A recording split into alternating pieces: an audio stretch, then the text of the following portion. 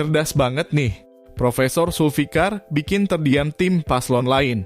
Amin lanjutkan pembangunan IKN tapi bukan jadi ibu kota. Alasannya sangat masuk akal. Dari paslon 1 kan menganut visi perubahan ya. Ini berkali-kali kita tanya ke Mas Anies. Kemarin dalam debat perdana juga paslon 3 bertanya akan melanjutkan IKN apa enggak, tapi nggak ada jawabannya. Sebenarnya gimana sih, akan melanjutkan IKN atau enggak? Mbak Rifana udah pernah ke IKN belum?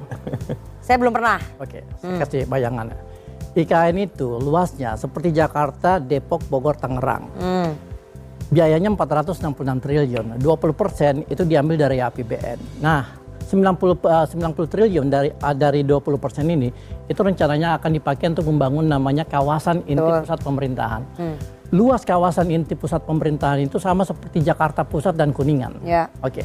Nah, sekarang pemerintah sudah menggelontorkan sekitar 72 triliun sampai tahun depan, ya kan?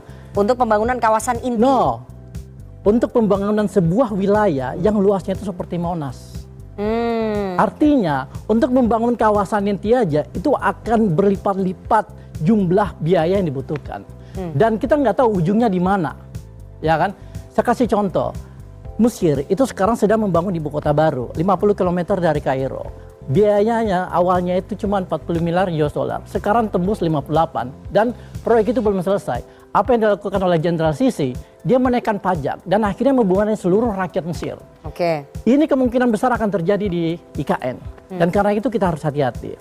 Di sisi lain, tujuan untuk memeratakan pertumbuhan dengan memindahkan ibu kota dari Jakarta ke Penajam Pasir di Kalimantan Timur itu tidak akan tercapai. Kenapa?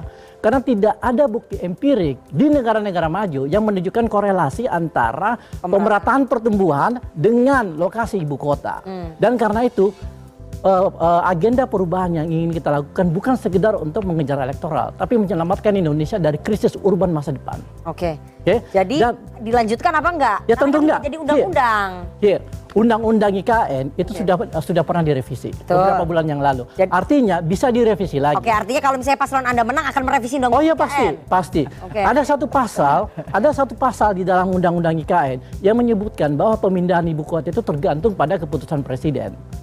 Artinya kalau misalnya Anies Baswedan menjadi presiden, dia akan membuat keputusan untuk menunda itu. Nah sekarang untuk menunda proyek pembangunan IKN. Ya. Berarti kan terbengkalai uang yang sudah keluar. Ini sebentar, dengar. Jadi kita tidak akan menghambalangkan IKN. Di sana kan salah satu fasilitas yang dibangun itu adalah Istana Presiden. Betul. Kita akan selesaikan itu dan ini menjadi kayak seperti model Istana Bogor, Istana Tampak Siring. Betul ya kan. Jadi kalau presiden mau datang ke Kalimantan, jadi singgahnya di sana. Nah, anggaran yang tadinya dialokasikan untuk membangun IKN itu akan kita pakai untuk membangun 14 kota yang sudah ada seluruh Indonesia. 4 di Kalimantan, 4 di Sumatera, 3 di Kalimantan, 3 di Sulawesi, Papua, Maluku, NTT dan NTB. Dan kita akan membantu kota-kota ini yang APBD-nya itu kasihan banget. Pontianak itu 1,8 triliun, yang mereka nggak bisa ngapa-ngapain. Ada 5 infrastruktur yang akan kita bangun di setiap kota di 14 kota ini gitu. Pertama adalah public transportation, ya, transportasi publik. Kedua penyediaan air. Ketiga public housing. Keempat taman publik. Dan kelima infrastruktur digital. Jadi ini akan menjadi cara untuk menjadikan kota-kota ini sebagai sentra-sentra pertumbuhan baru.